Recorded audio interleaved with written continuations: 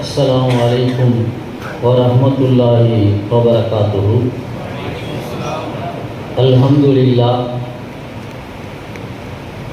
வஸ்ஸலாத்து வஸ்ஸலாமு அலா ரசூலில்லாஹ் வ அலா ஆலிஹி வ அஸ்ஹாபிஹி ரில்வானுல்லாஹி தஆலா அலைஹிம் அஜ்மாயின்.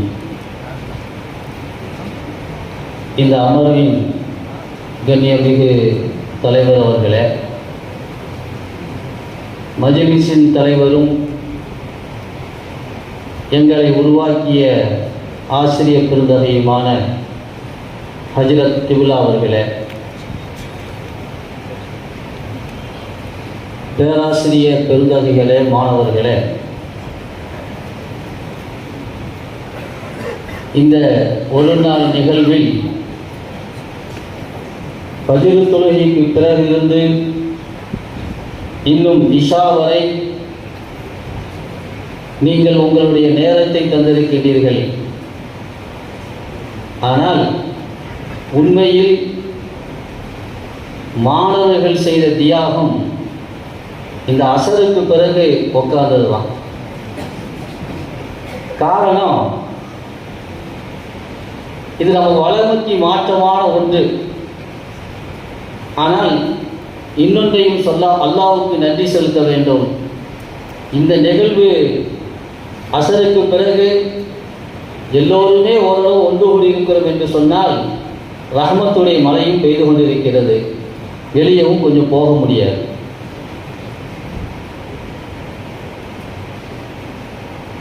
அன்புமிக்க மாணவர்களே, 5 ஆண்டுகள் 7 ஆண்டுகள் நமது மதரசாவின் வாழ்க்கையை நிறைவு செய்து அடுத்த கட்டத்திற்கு நாம் இன்னும் ஒரு சில மாதங்களில் தயாராகிக் கொண்டிருக்கிறோம். அடுத்து நம்முடைய ஒரு சில மாதங்களுக்கு பிறகு நம்முடைய நிலைமை என்ன, எதை தொடர வேண்டும் என்கின்ற ஒரு கேள்விக்குறியோடு அமர்ந்திருக்கின்ற நாம், அபுதாய் ஹஜ்ரத் அவர்கள் சொன்னது போல உலக கல்வியில் இன்றைக்கு மேற்படிப்புகள் இல்லாமல் அந்த கல்விக்கு மரியாதை இல்லை என்கின்ற ஒரு சூழல் இருக்கிறது. அவர் 5 ஆண்டுகள் MBBS டாக்டராக இருந்தாலும் அதற்கடுத்து ஏதாவது ஒரு துறையிலே அவர் MD-ஆகவோ MS ஆகவோ அவர் வளம் வந்தால்தான் சமுதாயத்தில் அவர் காலூன்றி இருக்க முடியும். இன்றைக்கு அதே நிலைமைதான் மார்க்க கல்விக்கும் ஏற்பட்டிருக்கிறது. மக்களின் தேவைகளை, அவர்களுக்கு தேவையான வழிகாட்டுதல்களை தருவதற்கு நமக்கு முத்தவல் பாசில் தௌரா என்கின்ற மேற்படிப்பு நம்முடைய கல்வியை அதிகமாக்கும் என்பது மட்டுமல்ல, நம்முடைய சிந்தனையை விசாலமாக்கும். இதிலே நமக்கு ஒரு தயக்கம். 5 ஆண்டுகள் 7 ஆண்டுகள் நாம் வாழ்க்கையை மதரசாவில் கழித்துவிட்டு இன்னுமா என்கின்ற ஒரு தயக்கம் இருக்கும். தயக்கம் நியாயமானதுதான். ஆனால் நீங்களும் நானும் நாம் கற்ற கல்வியின் மகத்துவத்தை புரிய வேண்டும். நாம் கற்ற கல்வியின் அந்தஸ்தை புரிய வேண்டும். ஸஹல் இப்னு அப்துல்லாஹ் அத்-தஸ்தரி ரஹிமஹுல்லாஹ் இமாம் அபூ தாவூத் ரஹிமஹுல்லாஹை சந்திக்க வருகிறார்கள். வந்தவர்கள் இமாம் அபூ தாவூத் ரஹிமஹுல்லாஹ் அவர்களிடத்தில் சொல்கிறார்கள், அஹ்ரி லிசானக ஹாதா, அஹ்ரி லிசானக ஹாதா அல்லதி ஹத்தஸ்த பிஹி அஹாதீஸ ரசூலுல்லாஹி ஸல்லல்லாஹு அலைஹி வஸல்லம் ஹத்தா உகப்பிலஹு. இமாம் அவர்களே, உங்கள் நாவை கொஞ்சம் வெளியே காட்டுங்கள். காலபூரம் அல்லாஹ்வின் தூதர் ரசூலுல்லாஹ்வுடைய ஹதீஸை பேசிக்கொண்டே ஒளிந்து கொண்டே இருக்கின்ற உங்கள் நாவை கொஞ்சம் வெளியே காட்டுங்கள். அஹ்ரி லிசானக ஹாதா ஹத்தா உகப்பிலஹு. அதை நாம் கொஞ்சம் முத்தமிட வேண்டும் என்றார்கள். அதை நாம் முத்தமிட வேண்டும். அப்படி என்றால் 7 ஆண்டுகள் 6 ஆண்டுகள் காலையில் எழுந்தது முதல் இரவு படிக்கின்ற வரை காலல்லாஹ் கால ரசூலுல்லாஹ் என்று சொல்லி சொல்லி பழக்கப்பட்ட நமது நாவு எவ்வளவு மகத்துவமானது என்பதை முதலிலே இங்கே மேல் படிப்புக்கு எது நமக்கு தடையாக இருக்கிறது என்று சொன்னால் ஒட்டுமொத்தமாக வந்து நிற்பது பொருளாதாரம். அடுத்து மேற்படிப்பு படித்தாலும் நம்முடைய சம்பளம் எவ்வளவு என்கின்ற ஒரு கேள்விக்குள் நாம் அகப்பட்டுக் கொள்கிறோம். அன்பிமிக்க மாணவ செல்வங்களே, உங்களை போன்று நானும் 1992 பட்டம் வருகின்ற அந்த ஆண்டிலேயே நான் பாஸ்போர்ட் எடுத்தேன். இதுக்கு வரவே கூடாது. ஆனால் அல்லாஹ்வுடைய நாட்டம் வேறு. என்னுடைய ஆசிரியர் பெருந்தர்களுடைய உந்துதலால் நான் பாசில் ஓதினேன். பாசில் ஓதி முடித்ததற்கு பிறகு இந்த துறைக்கு வரக்கூடாது, வெளிநாடு செல்ல வேண்டும் என்று என் தாயாரிடத்திலே அனுமதி கேட்கின்ற பொழுது மறுத்து விட்டார்கள். அடுத்து வியாபாரம் செய்ய வேண்டும் என்று பணத்துக்காக தந்தையிடத்திலே கேட்க முடியாது, தாயிட்ட கேட்கின்ற பொழுது தாய் சொன்ன வார்த்தை, நான் உன்னை ஓத வைத்தது ஒன்று இமாமாக இருக்க வேண்டும், மதரசாவில் ஓதி கொடுக்க வேண்டும். இந்த இரண்டும் இல்லை என்றால் நீ என் பிள்ளை இல்லை, போய் விட்டார்.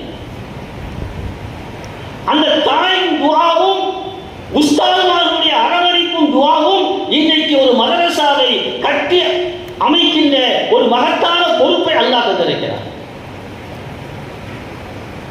அப்படி என்றால் பணம் என்பது, பொருளாதாரம் என்பது நிலையானது அல்ல, கல்வி நிலையானது. யஹ்யா இப்னு அக்ஸம் ரஹிமஹுல்லாஹ் இமாம் ஹாரூன் ரஷீத் பாதுஷாட்ட வந்தாரு. ஹாரூன் ரஷீத் பாதுஷா கேக்குறாங்க, மா அன்பருல் மராத்திப், எது உயர்வான அந்தஸ்துன்னு கேக்குறாங்க.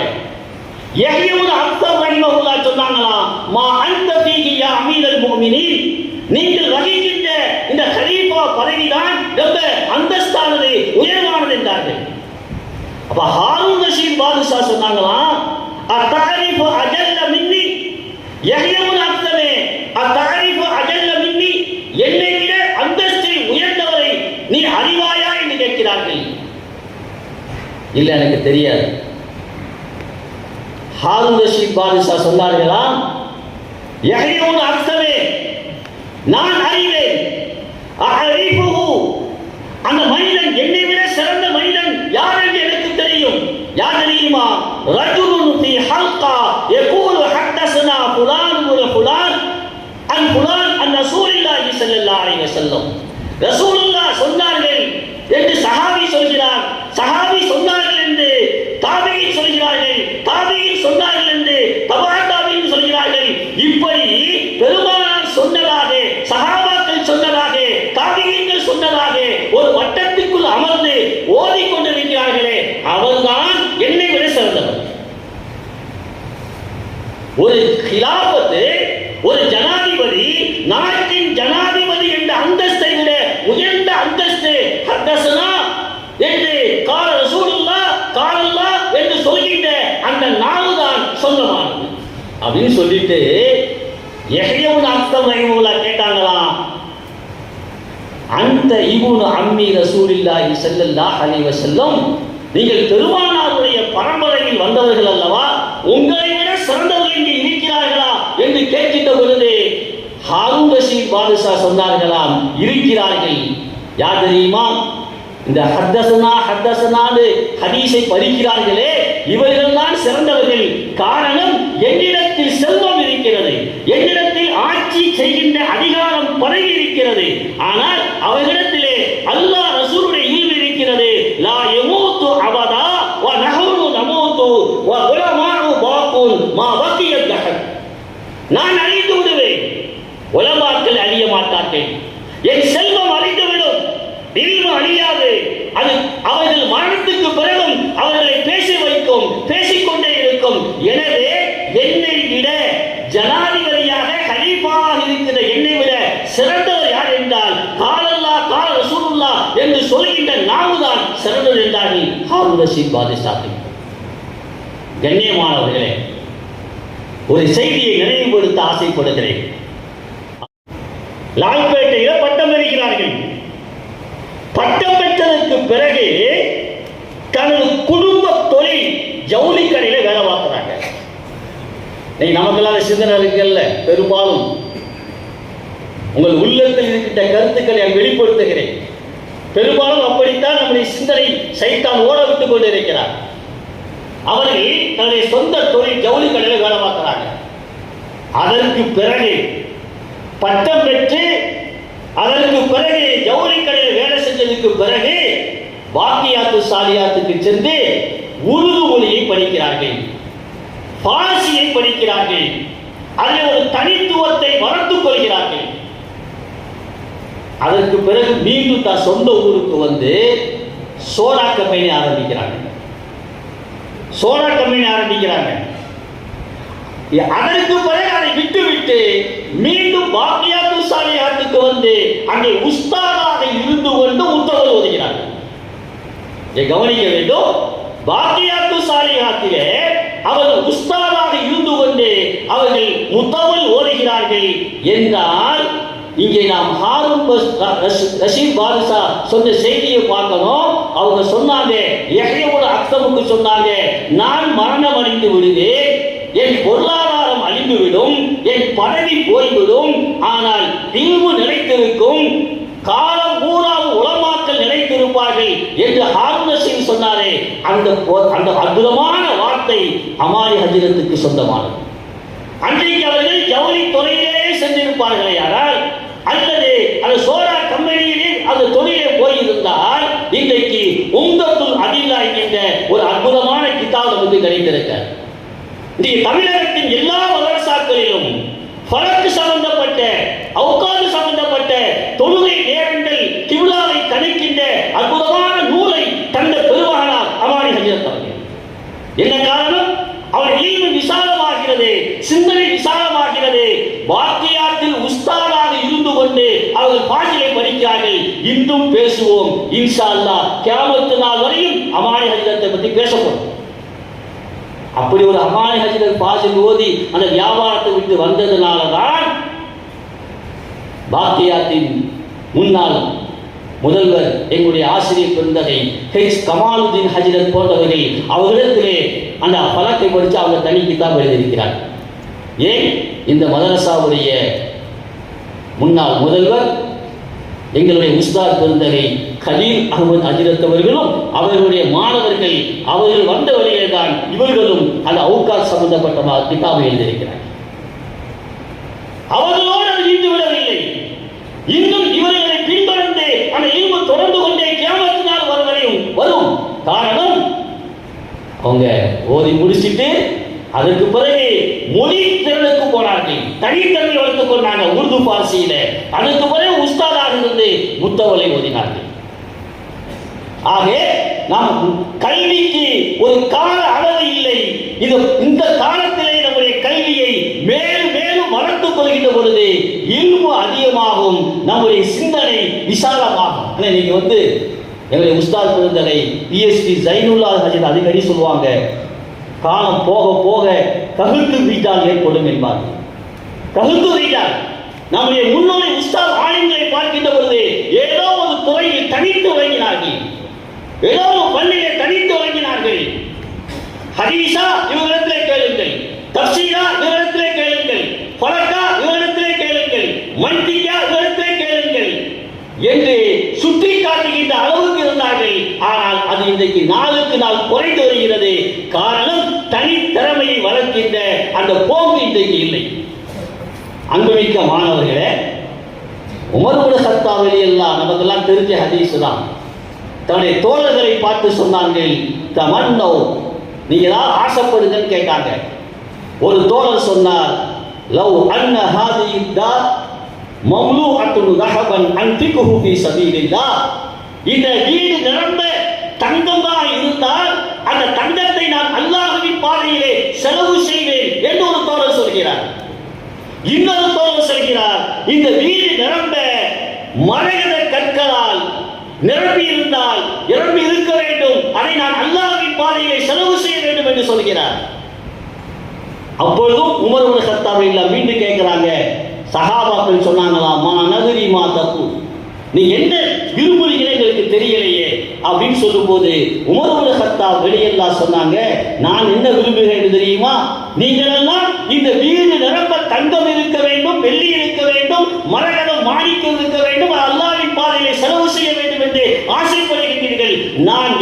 ஆசைப்படுகிறேன் என்று சொன்னால் லவ் அன்ன ஹாதிஹி தார் மம்னூஅத்துன் ரிஜால் மிஸ்ல அபி உபைத பின் ஜர்ராஹ். நான் இந்த வீடு நிரம்ப அபூ உபைத பின் ஜர்ராஹ் என்ற தோழரை போன்று திறமை மிக்க தனித்திறன் மிக்க சஹாபாக்கள் இருப்பதை நான் ஆசைப்படுகிறேன். தனித்திறமையை வளர்த்துக் கொள்கின்ற பாங்கு இருக்க வேண்டும். அது முத்தப்புல் எங்க ஓதுனாலும் சரி. சில இடங்கள்ல ஹதீசுகளுக்கு முக்கியத்துவம் கொடுத்து அந்த அமைப்பு இருக்கும். சில இடங்கள்ல மஅகூலாத்துக்கு முக்கியத்துவம் கொடுத்து இருக்கும். சில இடங்கள்ல அதவுக்கு முக்கியத்துவம் கொடுத்து இருக்கும். ஏதோ ஒரு துறையிலே நம்முடைய தனி திறமையை வளர்த்துக் கொள்ள வேண்டும். இதுதான் நம்முடைய முன்னோர்களுடைய பண்பாடு. ஒரு செய்தியை நான் சொல்ல ஆசைப்படுகிறேன். பாக்கியாத்துல உருது மன்றத்தின் சார்பாக சபீர் அப்படிங்கிற ஒரு உருது இதழ் வெளியிடப்பட்டுகிறது. இப்ப இருக்கான்னு தெரியல. அதுல 1980 வந்த ஒரு பத்திரிகை, ஜூன் மாசம் வந்தது. பழைய புக்குகளை தேடி படிக்கின்ற பொழுது அது ஒரு செய்தி, நிறைய அற்புதமான செய்தி இருக்கு. இன்னைக்கு நம்மெல்லாம் தென்னகத்தில் தாய்க்கல்லூரி பாக்கியார் ஆலா ஹஜ்ரத் போட்ட விதை இன்னும் விருட்சமாக வளர்ந்து கொண்டே போகும். அவர் எவ்வளவு கஷ்டப்பட்டு இருப்பாங்க. அவர் செய்தியை படிச்ச ஆலா ஹஜ்ரத் பாக்கியாத்தில் இருக்காங்க. ஒரு தனவந்தர் சண்டா கொடுக்கிறவர் வந்து சண்டா கொடுக்கிறார். கொடுத்துட்டு சொன்னாராம், ஹஜ்ரத் நேற்று சில பிள்ளைகள்லாம் சினிமா தேட்டருக்கு வந்திருந்தாங்க அப்படின்னு. ஹஜ்ரத் கேட்டாங்களா, நீங்க எங்க அங்க போனீங்க? நீங்க எங்க அங்க போனீங்க? இது நாம சாதாரண கேட்போம். அடுத்து நடந்த விஷயம் தான் அற்புதமானது. இந்த யாரும் அப்படி கேட்க முடியாது. சொன்னார்களா, தாருகாவை கூப்பிட்டு சொன்னாங்களா, இவர் கொடுத்த சந்தாவை திருப்பி கொடுத்து விடுங்கள். இவர் கொடுத்த சந்தாவை திருப்பி கொடுத்து விடுங்கள். இவர் சந்தாதாரர்களின் பட்டியலில் இருந்து இவரை நீக்கி விடுங்கள்.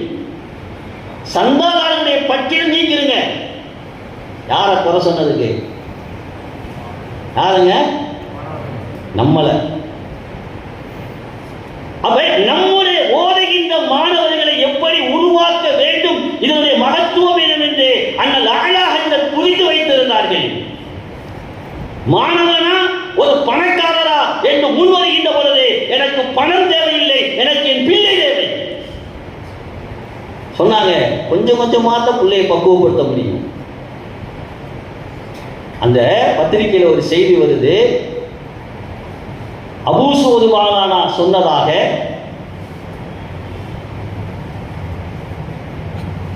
ஆலா ஹஜ்ரத்தை வந்து முகமது சயீத் சாஹிப் கீரனூரி பெரிய ஆலிம், அவங்க வந்து சந்திக்கிறாங்க.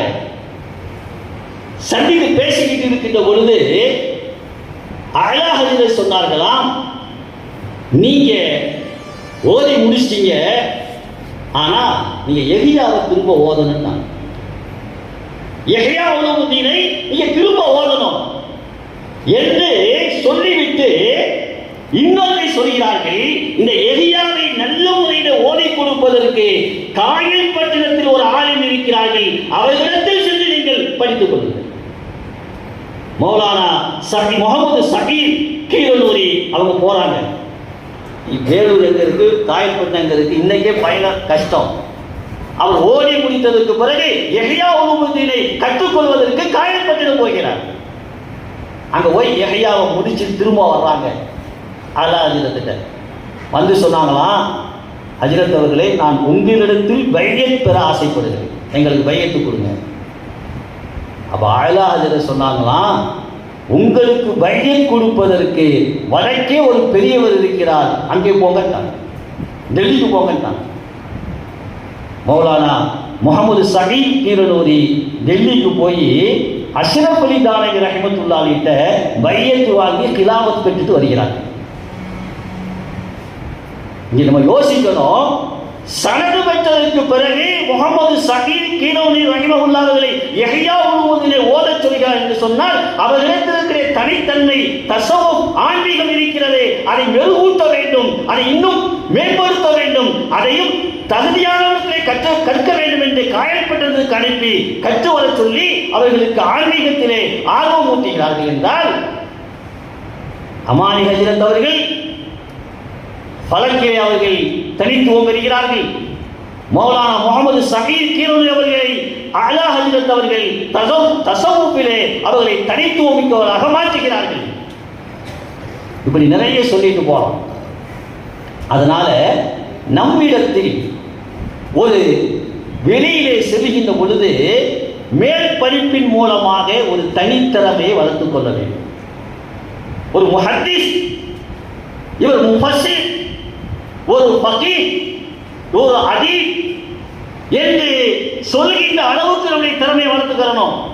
ஏனென்றால் நான் சொன்ன இந்த மேல் படிப்பின் மூலமாக இல்மு அதிகமாக நிறைவுக்கு வந்துடுறேன்.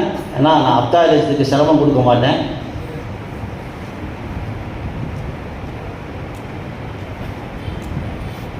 மேல் படிப்பு அதில் என்னன்னு கேட்டால் சிந்தனை விசாலமாகும். சிந்தனை ஒரு ஆயத்தையோ ஒரு ஹதீஸையோ அணுகின்ற பொழுது ஒரு சிந்தனை விசாலமாகும். ஒரு 2 உதாரணம் வந்து சொல்லி நிறைவு செய்கிறேன். ஹாஃபிஸ் இப்னு ஹஜர் ரஹிமஹுல்லாஹ் காலி, மிஸ்ரில் காலியாக இருக்கிறார். நல்ல அன்னைக்குள்ள மர்க்கம், அன்னைக்கு என்ன உயர்தரமான மருக்கமோ வாகனமோ அதில் போவாங்களாம், நல்ல ட்ரெஸ் அணிஞ்சிக்கிட்டு. ஒரு நாள் போகும்போது ஒரு யூதன் கேட்டான், அவன் என்ன வியாபாரி, என்ன விற்கிறவன், என்ன வியாபாரியுடைய ஆடைகள் எப்படி இருக்கும்? அதுக்காகத்தான் இருக்கும். அவன் கேட்டானா, இன்ன நபியக்கும் யகூலு அத்துன்யா சிஜ்னுல் முஃமின் வ ஜன்னத்துல் காஃபிர். உங்க நபிதான் இந்த உலகம் மூமின்களின் சிறைச்சாலை, காஃபிர்களுக்கு சொற்கள் சொல்லியிருக்கிறாங்க. உங்களை என்னை பாருங்க, நீங்க மூமின், நல்ல வாகனத்தில் வர்றீங்க, உயர்தரமான ஆடை அணிந்திருக்கிறீங்க, இது எப்படி உங்களுக்கு சிறைச்சாலையாக ஆகும்? என்னைய பாருங்க, நான் அழுக்கான பந்தரையான ஆடை அணிந்திருக்கிறேன், நான் எப்படி, எனக்கு இது எப்படி சொர்க்கமாக இருக்க முடியும்? இந்த ஹதீஸ் நம்ம அடிக்கடி கேள்விப்படுகின்ற ஹதீஸ், அத்துன்யா சிஜ்னுல் முஃமின் வ ஜன்னத்துல் காஃபிர். அப்ப ஹாஃபிஸ் இப்னு ஹஜர் ரஹிமஹுல்லாஹ் சொன்னார்களாம், உண்மைதான், அந்த ஹதீஸ் உண்மைதான். காரணம், எங்களுக்கு இந்த உலகம் சிறைச்சாலை என்றால் சொர்க்கத்தின் நிஅமத்துக்களை கவனித்து நான் அனுபவிக்கின்ற நிஅமத்துக்கள், நான் வாழுகின்ற அந்த வாழ்க்கை என்னதான் சிறைச்சாலை. உங்களை பொறுத்தளவில நரகத்தின் வேதனைகளை கவனித்து இந்த உலகம் உங்களுக்கு சொர்க்கம், நரகத்தின் வேதனைகளை கவனித்து இந்த உலகம் உங்களுக்கு சொர்க்கம் அப்படின்ற உடனே இந்த விளக்கம் தான் சொன்னாங்க. அடுத்து அஷ்ஹது அல்லா இலாஹ இல்லல்லாஹ் வ அஷ்ஹது அன்ன முஹம்மது ரசூலுல்லாஹ் கலிமா சொன்னதாக வரலாற்றிலே பதிவு செய்யப்பட்டிருக்கிறது. அதில் இன்னைக்கு மாணவர்களுக்கு சொல்கிறேன், சமுதாயம் பல தரப்புகளில் இருந்து பிரச்சனைகளை சந்திக்குது. அதை ஒன்று சொல்றேன், குறிப்பாக கிறிஸ்தவர்கள் இந்த சமுதாயத்தின் ஈமானை பறிக்கின்ற காரியத்தை துணிஞ்சு செய்கிறாங்க. ஒரு முறை நானும் எனது மச்சான் மருகும் முகமது சதகத்துல்லா ஃபாசில் பாக்கியத்தில் உஸ்தாதாக இருந்தாங்க. இருவரும் ரயில் பயணத்தில் போய்கிட்டு இருக்கோம். அப்போ கிறிஸ்துவ அந்த மிஷினரி பெண்கள் அந்த கூட்டத்துக்கு தலைவி எங்களுக்கு எழுத்த மாதிரி அன்பிசர் உட்கார்ந்து எங்களை சாதாரணமான இடைப்பட்டு கொண்டு எங்களிடத்தில் தாவா செய்கிறார். நசரானியத்தை எங்களிடத்தில் தாவா செய்கிறார். அப்ப எவ்வளவு துணிச்சல் இருக்கணும்! சாதாரண ஒரு முஸ்லீம்கிட்ட போய் செய்யறதுக்கும் இந்த கோலத்தில் இருக்கின்ற நம்மகிட்ட செய்யறதுக்கு எவ்வளவு வித்தியாசம், துணிச்சல் வேண்டும். கரெக்டா அன்னைக்கு மறுநாள் குட் ஃப்ரைடே, புனித வெள்ளி. அப்ப சதகத்துல்லா கேட்டாங்க. எல்லாம் அந்த அம்மா நினைச்சிருச்சு, 1/2 மணி நேரம் பேச விட்டாங்க. சரி இந்த ஆளை மயக்கிட்டோம் நம்ம அப்படின்ட்டு கடைசியில் வார்த்தை கேட்டாங்க, நாளைக்கு என்ன உங்களுக்கு குட் ஃப்ரைடே, என்ன இயேசுநாதர் சிலுவையில் அறையப்பட்டார். சிலுவையில் அறையப்பட்டார் என்றால் குட் ஃப்ரைடே என்று சொல்ல வேண்டுமா, பிளாக் ஃப்ரைடே என்று சொல்ல வேண்டுமான்னு ஒரே வார்த்தை தான். இயேசுநாதர் சிலுவையில் அறையப்பட்டார் என்றால் எப்படி குட் ஃப்ரைடே ஆக முடியும்? இலங்கையிலே அதுக்கு பிளாக் ஃப்ரைடேன்னு சொல்றாங்க. அப்படின்ன உடனே அந்த அம்மா இருங்க பின்னால் போய் பார்த்துட்டு ஸ்டூடெண்ட்லாம் இருக்கிறாங்க பார்த்துட்டு அந்த அம்மா போனது தான் ரயிலை விட்டு இறங்குற வரையும் ஆள் வரல. ஒரு சின்ன கேள்வி, அதாவது அந்த நேரத்தில் யதார்த்தமாக பதிலளிக்கின்ற ஒரு வாய்ப்பை அல்லாஹ் தஆலா இந்த இல்மி மூலமாக தருகிறான் என்பதைத்தான் ஹாஃபிஸ் இப்னு ஹஜர் ரஹிமஹுல்லாஹ்வுடைய நிகழ்வையும் இந்த நிகழ்வு உங்களுக்கு நான் நினைவில் கொண்டு வர ஆசைப்படுகிறேன். எனவே மாணவ செல்வங்களே, துன்யா எப்போ வேணாலும் கிடைக்கும், எங்கே வேணாலும் கிடைக்கும். ஆனால் இந்த இல்மு என்பது அல்லாஹ் எல்லோருக்கும் கொடுப்பதில்லை, உங்களை தேர்ந்தெடுத்திருக்கிறான். அந்த தேர்வை நீங்கள் பாதுகாத்துக் கொள்ள வேண்டும், இன்னும் மெருகூட்ட வேண்டும். அதற்குத்தான் நீங்கள் இதோட முடிச்சுக்காதீங்க. இன்னும் 3 மாதம் 7 வருஷம் சிறைப்பறவையாக இருந்தோம், 5 வருஷம் சிறைப்பறவையாக இருந்தோம், இனி இன்னும் 3 மாதங்களில் சிறைப்பறவையிலிருந்து சுதந்திர பறவையாக போயிடலாம் என்று நீங்கள் நினைக்காதீர்கள். காலம் எலி உலகம் சாதாரண விஷயம் அல்ல, நிறைய சவால்களை எதிர்கொள்ள வேண்டியிருக்கிறது. அதற்கு தகுந்தால்போல் நம்முடைய திறமைகளையும் வளர்த்து கொள்ள வேண்டிய நிர்பந்தத்தில் நாம் இருக்கிறோம். எனவே நாம் மேற்படிப்புக்காக நமக்கு எந்த துறையில் நமக்கு ஆர்வம் இருக்கிறதோ, ஹதீஸா ஹதீஸுடைய பண்ணில், தஃப்சீரா தஃப்சீருடைய பண்ணில், நஹ்வா அதில், அல்லது அதபா அதில், இப்படி நம்முடைய திறமையை வளர்த்து கொள்ள வேண்டும். ஹஜ்ரத் அவர்கள் எனக்கு முன்னால் சொன்னது போல இன்றைக்கு ஆங்கிலம் நிறைய தேவைப்படுது, ஆங்கிலம் தேவைப்படுது. எனக்குலாம் ஆங்கிலம் தெரியாமல் சிங்கப்பூர் ஏர்போர்ட்டில் ஒரு வார்த்தையை எஸ்ன்னு கேட்டான், நான் நோன்னு சொல்லிட்டேன், வெளியே போன்ட்டான். அவன் என்ன கேட்டான்னு சொல்லல, என்னவோ கேட்குறான், எஸ்ன்னு பதில் சொல்லணும், நான் நோன்னு சொல்லிட்டேன். மீலாவில் நாளைக்கு இரவு மீலாவில் பயான் காலையில் ஏர்போர்ட்டில் நடக்குது. ஆனால் அல்லாஹ் காப்பாற்றினான். அந்த இடத்தில் நமது ஒரு முஸ்லீம் வேலை பார்க்கிறார், அவர் யதார்த்தமாக வந்தார், என்னங்கன்னு கேட்டார், பேசினார், அனுப்பிச்சு விட்டார். ஹாங்காங்கில் இங்கிலீஷில் கேட்குறான், நானும் உச்சிர் வச்சுருக்கோம், அவங்க இருக்கிறோம், பதில் சொல்ல தெரியல, நோவு வச்சுருக்கிறோம், 4 மணி நேரம் உட்கார வச்சுட்டான் உள்ளுக்குள்ள. ஆங்கிலம் தெரியல, பேசுவதற்கு அவர் கேட்கிற கேள்வி எஸ்னோன்னு சொல்லணும். நாங்கள் எல்லா ஐடி கார்டையும் கொடுக்குறோம், தூக்கி போட்டான். ஆனால் அது ஒரு பறக்கத்து, ஒரு ஐடி கார்டு உதவிச்சு. ஜமாத் உலமா ஐடி கார்டு வச்சுருந்தோம், உண்மையில் நடந்தது. ஜமாத் உலமா ஐடி கார்டை வச்சு என்னன்னு தெரியல, பார்த்தான், சரி போங்கட்டான். எல்லாம் மனசை மாற்றிட்டான். எனவே அன்புமிக்க மாணவ செல்வங்களே, நம்முடைய அடுத்த வாழ்க்கையை கல்வி பயணத்தில் தொடர்வோம்.